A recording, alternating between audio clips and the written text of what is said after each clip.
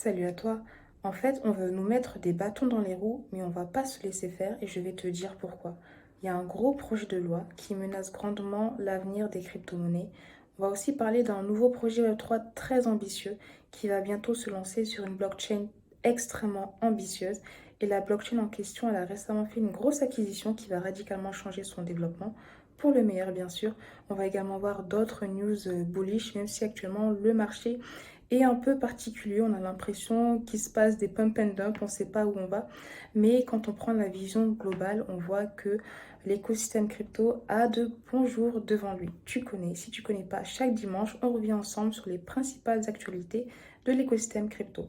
Et on commence directement en parlant d'Elrond, le projet Elrond EGLD qui est validé par la Banque nationale de Roumanie et on valide parce que ça va apporter de grosses choses pour l'Europe et je dirais le projet Elrond en question. En fait, Elrond a récemment fait l'acquisition de TwistPay qui est une solution de paiement international et c'est vraiment une décision historique qui va permettre à Elrond d'agir en tant que processeur de paiement. Donc Elrond pourra lancer sa crypto-carte débit. Ils pensent également à lancer leur stablecoin. On voit que c'est encore une grande avancée vers le lien entre la finance traditionnelle et la DeFi. En termes d'adoption massive, Elrond est pour moi le meilleur projet parce que l'expérience sur Elrond, elle est extrêmement claire, simple et accessible à tout le monde. J'adore le portefeuille Maillard. N'hésite pas à me dire ce que tu en penses.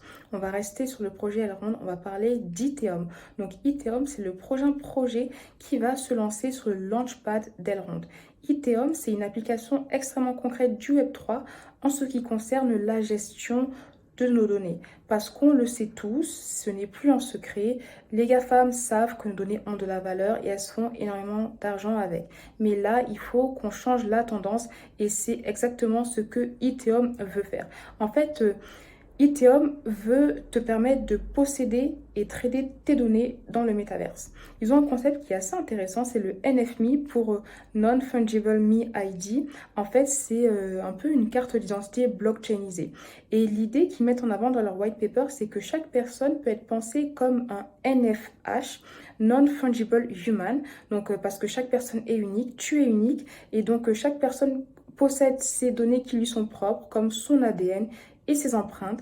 Et le concept serait de mettre toutes ces données dans un NFT. Et tu pourras trader ce NFT, le vendre à des entreprises commerciales ou des projets de recherche et toucher des royalties sur toutes les reventes qui seront faites sur cet NFT.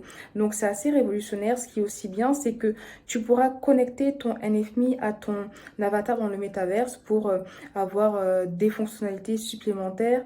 Ils vont se lancer sur Elrond, mais ils seront compatibles avec plusieurs blockchains. Tu peux avoir tous les détails sur leur site internet. N'hésite pas à me dire ce que tu en penses. En tout cas, c'est un projet que je vais suivre de très près. J'aimerais bien même faire une vidéo dédicacée sur ce projet. J'attends tes retours. Maintenant, on va revenir sur plusieurs news bullish concernant le développement des cryptos, même si le marché n'est pas trop au rendez-vous actuellement. On va parler de Binance. Binance qui rétablit le virement SEPA. Très bonne nouvelle parce que tu pourras faire des virements sans frais. Et en termes de stratégie, Binance continue son expansion, continue le développement de son empire et sa stratégie, c'est d'investir dans plusieurs business qui ne sont pas reliés aux crypto-monnaies pour justement les accompagner dans leur transition vers les crypto-monnaies. Par exemple, on avait vu récemment qu'ils avaient investi 200 millions de dollars dans le magazine Forbes. Donc leur but, très concrètement, c'est de faire grossir l'industrie crypto et de s'imposer dans toutes les industries parallèles. Je pense que Binance a de très très beaux jours devant lui, même si il a eu ses hauts et ses bas de manière générale. C'est une plateforme que j'utilise assez régulièrement. Certes, c'est une plateforme centralisée, mais c'est une bonne plateforme où tu peux faire travailler tes stablecoins à 10% par exemple. Et dans tous les cas, si tu veux en savoir plus, j'avais fait une vidéo où je te montre comment créer ton compte Binance et tu trouveras un lien en description si tu veux t'inscrire. Maintenant, on va parler de Stripe. Donc Stripe qui est une solution de paiement qui redevient crypto-friendly. Si je dis redevient, c'est parce qu'il y a quelques années, ils avaient déjà essayé d'inclure les cryptos dans leur proposition de valeur, mais ça n'avait pas apporté les résultats qu'ils espéraient, donc ils avaient abandonné le projet. Et là, ils reviennent. ils vont reproposer des produits crypto, des services pour les entreprises crypto. Donc ça, c'est très positif. Et ce que j'adore dans cette nouvelle, c'est qu'on voit que même si avant ils avaient essayé les cryptos, ça n'avait pas marché, là, ils voient que le marché est peut-être différent. La conjoncture, elle est différente. On est beaucoup plus mature, même si on est encore à ses débuts. On voit vraiment qu'on est dans une période où, en fait, le marché des cryptos est too big to fail. Donc c'est sûr que ça va s'imposer, que ça va être adopté par le monde entier. Et donc là, ils se disent, c'est le moment de se positionner et là, on va y aller. Donc c'est une news qui est très, très, très positive pour l'avenir des cryptos, même si on est parfois dans des tendances qui sont un peu baissières. Sur le long terme, on sait que ça va être haussier. Maintenant, on va parler des privacy coins, donc des cryptos privés comme Monero, Zcash ou Secret, parce que cette semaine-là, il y a certaines cryptos privées qui ont eu une hausse assez inhabituelle, entre 10 et 20%.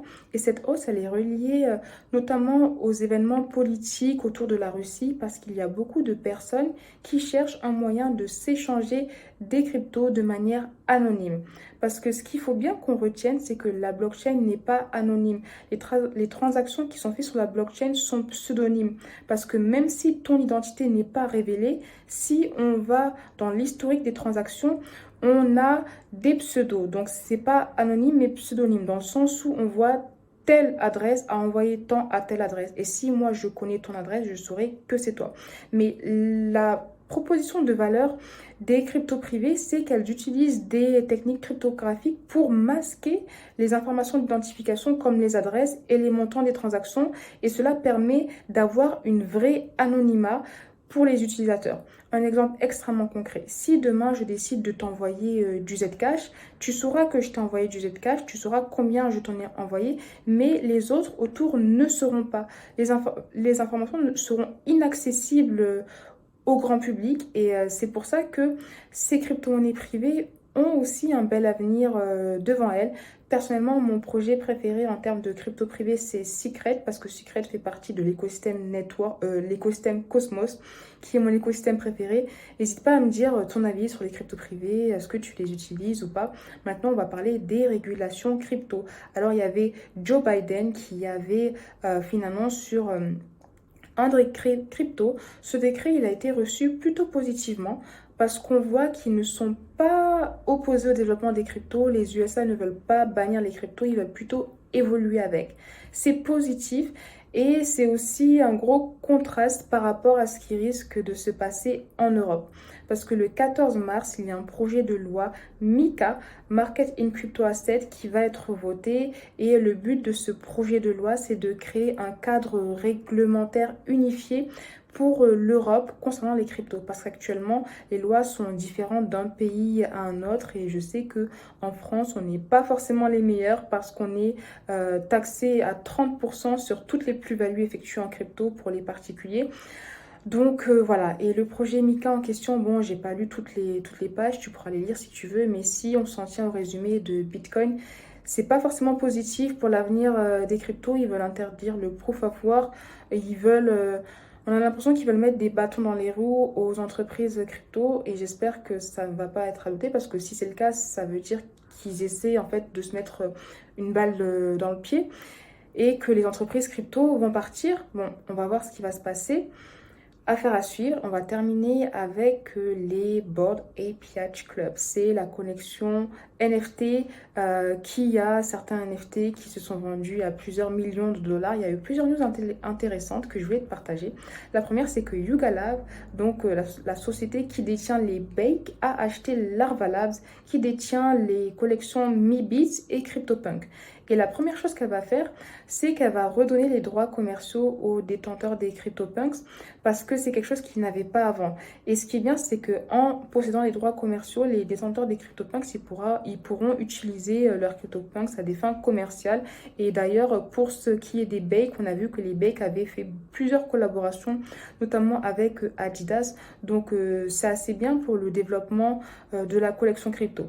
Et la deuxième nouvelle qui concerne les Bake, c'est qu'ils ont sorti leur application de dating. C'est pas une nouvelle qui a fait l'unanimité dans l'écosystème, notamment Twitter, dans le crypto Twitter. Et la troisième nouvelle, c'est que Yuga Lab va lancer un projet en collaboration avec Animoca Brands, qui est une grosse société de développement de jeux vidéo. Mais pour ce faire, elle a demandé aux détenteurs de Bake de se KYCiser, donc de faire leur KYC, Know Your Customer, de révéler leur identité. Et c'est pareil, une nouvelle qui n'a pas été prise très positivement par l'écosystème Twitter parce que les gens sont plutôt réfractaires au fait de révéler leur identité. N'hésite pas à me dire ce que tu en penses. Voilà, c'est les petites news de la semaine. N'hésite pas à me partager des news que je n'aurais pas partagées qui t'ont particulièrement marqué. Je t'attends. N'hésite pas à partager tes commentaires, à mettre un petit pouce j'aime, t'abonner à la chaîne si ce n'est pas fait. Tu peux télécharger ton CryptoKit pour rejoindre le canal Telegram. Et puis, pense à Dior. Et moi, je te dis à très, très, très, très, très, très, très vite.